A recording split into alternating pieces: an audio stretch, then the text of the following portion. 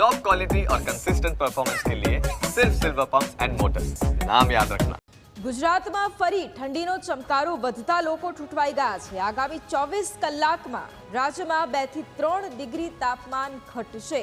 નલિયામાં સિઝનનું સૌથી ઓછું 4.2 ડિગ્રી તાપમાન નોંધાયું છે। હાલમાં ગુજરાત ઉપર ઉત્તર અને ઉત્તર પૂર્વીય દિશા તરફથી પવનો આવી રહ્યા છે। આ ઉપરાંત આગામી 3 દિવસ રાજ્યમાં શુષ્ક વાતાવરણ પણ રહેશે, પરંતુ કેટલાક વિસ્તારમાં ધુમ્મસ છવાયેલું રહી શકે છે, કારણ કે અરબ સાગર તરફથી આવતા ભેજ અને વેસ્ટર્ન ડિસ્ટર્બન્સની અસરો ઘટતા ઠંડીનું જોર વધશે, તેમજ રાજ્યના વિવિધ જિલ્લાઓમાં ભેજનું પ્રમાણ યથાવત રહેશે અને તેથી જ ધુમ્મસ પણ છવાયેલું રહેશે।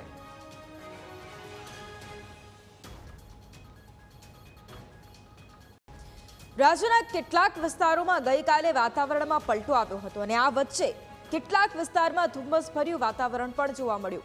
દાહોદમાં हिल स्टेशन जेवो माहौल जोवा मळ्यो, ज्यां वहेली सवारे धुम्मस रहता विजिबिलिटी घटी हती अने धुम्मसने कारणे वाहन चालकोने भारे हालाकी पड़ी हती। साबरकांठानी पण वात करी अने महीसागरमां पण धुम्मसभर्युं वातावरण जोवा मळ्युं हतुं। डांगमां पण वहेली सवारे कमोसमी वरसाद वरसी गयो हतो। राज्यमां हजू पण કેટલાક વિસ્તારમાં માવઠાનો માર રહે તેવી આગાહી પણ કરવામાં આવી છે।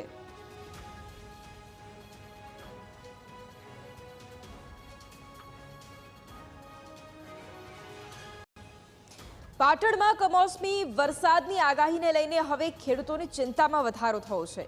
કમોસમી વરસાદ થાય તો ખેડૂતોની મહેનત પર પથારી ફરે। સતત 2-3 દિવસથી વાદળછાયું વાતાવરણ હોવાને કારણે એરંડા અને કપાસના પાકમાં ખૂબ જ નુકસાન થયાનું સામે આવ્યું છે।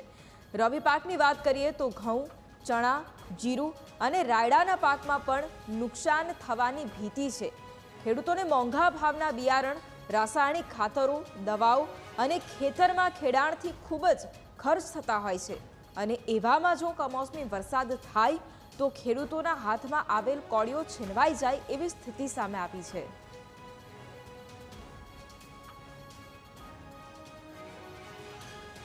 આવી જાય, રાયડાનો મોલ ગળી જાય તો પછી એમાં મચ્છી મેલા મચ્છી જીવાત એવું આવી જાય તો મોટા પાયે નુકસાન થઈ શકે।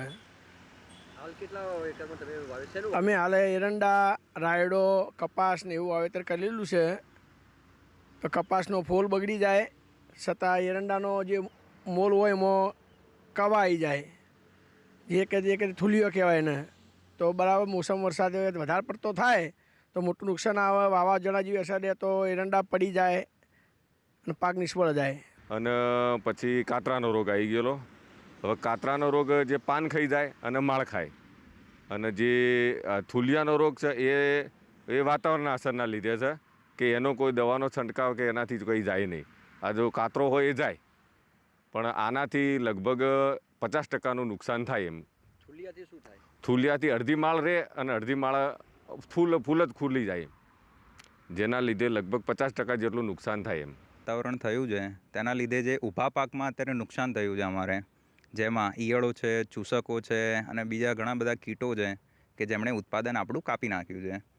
જોવા જઈએ તો રાસાયણિક ખાતરો પાછળ આપણે અઢળક ખર્ચો કર્યો છે અને દવાઓ પાછળ બી ખર્ચો કર્યો છે। એનું વળતર મળતા ઘણી વાર લાગે એવું છે। અને વાતાવરણ જે આ પલટો થયો છે, વાદળછાયું વાતાવરણ, એના માટે ખેડૂતો માટે કફોડી પરિસ્થિતિ છે અત્યારે। હવામાન ડિસ્ટર્બ થતા દક્ષિણ ગુજરાતના બાગાયતી તેમજ કઠોળ અને ધાન્ય પકવતા ખેડૂતોમાં ચિંતાનું મોજું પ્રસરી ગયું છે। દક્ષિણ ગુજરાતમાં માવઠાની અસરને લઈને ખેતીવાડી અધિકારીએ ખેડૂતો માટે ગાઈડલાઈન બહાર પાડી છે। નવસારી જિલ્લો બાગાયતી વિસ્તાર ગણાય છે। અહીં મુખ્યત્વે કેરી, ચીકુ, ડાંગર અને શાકભાજીના પાકો લેવામાં આવે છે। વધુ નુકસાની ન થાય એ માટે ખેતીવાડી અધિકારીએ સૂચનો આપ્યા છે। ધુમ્મસભર્યા વાતાવરણની અસર ચીકુના ફ્લાવરિંગ ઉપર જોવા મળી રહી છે। ચીકુના પાકને હળવી ગરમી મળવી જોઈએ એ અત્યારે નવસારીના ગણદેવી તાલુકામાં નથી દેખાતી। ચીકુની સાઈઝ નાની હોવાના કારણે ખેડૂતોને ચીકુના પોષણક્ષમ ભાવો નહીં મળે, જેથી ખેડૂતોની ચિંતામાં પણ અત્યારે વધારો જોવા મળી રહ્યો છે। હાલના તબક્કે નવસારી જિલ્લાની અંદર રવિ પાકોનું વાવેતર થયેલું છે। એમાં મુખ્ય પાક શેરડી પાક છે। એટલે હાલના તબક્કે આ કમોસમી વરસાદથી શેરડી પાકને નુકસાન થવાની ભીતિ ઓછી છે। તેમ છતાં નવું વાવેતર થતું હોય તો કમોસમી વરસાદ દરમિયાન કરવું ના જોઈએ. સાથે સાથે કોઈ પણ પાકના ઉત્પાદનો જો ખુલ્લામાં પડ્યા હોય તો ઢાંકી દેવા જોઈએ.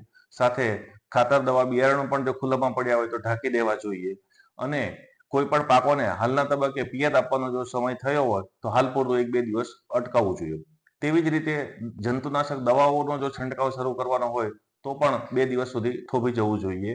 અને બાગાયતી પાકો જે છે, શાકભાજી છે, કેળાઓ છે, એમાં પણ જો વીણીની તૈયારી હોય તો સત્વરે વીણી ઉતારી લેવી જોઈએ અને પાકોને પાણીથી ભરાવો ન થાય એ બાબતની તકેદારી રાખવી જોઈએ. અત્યારે જે હાલમાં જે આ કુદરતી વાતાવરણ, વાદળછાયું વાતાવરણ, વરસાદની સંભાવનાના કારણે ચીકુનો ઓવરઓલ પાક તો નુકસાન છે જ, પણ કેરી અને શાકભાજીને પણ આ વાતાવરણ ભયંકર નુકસાન કરશે. આ વાતાવરણને કારણે જીવાતો વધુ, લોકો આ આંબા પર ફ્લોરિંગ દવા છંટકાવ કરતા છે પણ એનો કોઈ અર્થ રહેવાનો નથી. એટલે ખેડૂતના માટે આ વાદળછાયું વાતાવરણ ભયંકર નુકસાન કરે એવું લાગે મને.